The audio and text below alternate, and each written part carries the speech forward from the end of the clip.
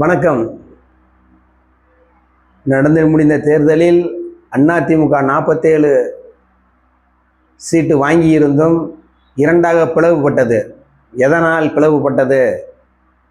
எடப்பாடியின் தவறினால் பிளவுபட்டதாக தொண்டர்கள் பேசுகிறார்கள். ஏன் ரீமா ரோஸ் அப்படி மார்ட்டின் குடும்பத்தை ஒரு பெண்மணியை அவர் இணைத்ததால் இவ்வளவு பிரச்சனை வந்தது அப்படி என்கிறார். அது உண்மையா? இருக்கலாம். ஏன்னு கேட்டீங்கன்னா, ரீமா ரோஸ் திருச்சியில் அவர் வேட்பாளராக நிறுத்தப்பட்டது.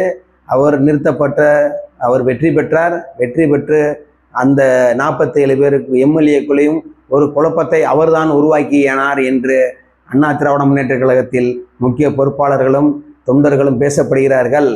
அந்த குழப்பத்தை உண்டு பண்ணி பிரித்து கொண்டு போய் தமிழக வெற்றி கழகத்தில் இணைத்ததே அவர்தான். ஒரு பெண்மணி தான் இதுக்கு காரணம் என்பதை உறுதி செய்கிறார்கள்.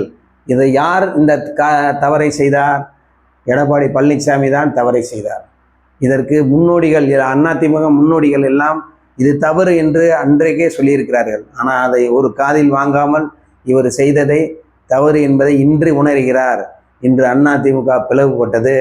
இன்று தனிமைப்படுத்தி சட்டமன்றத்தில் பேச முடியாத சூழ்நிலையில் உட்கார்ந்திருக்கிறது. எடப்பாடி பழனிசாமி என்கிறார்கள். வெளியே வந்தவுடன் இவர்கள் தாக்கு பிடிப்பார்களா?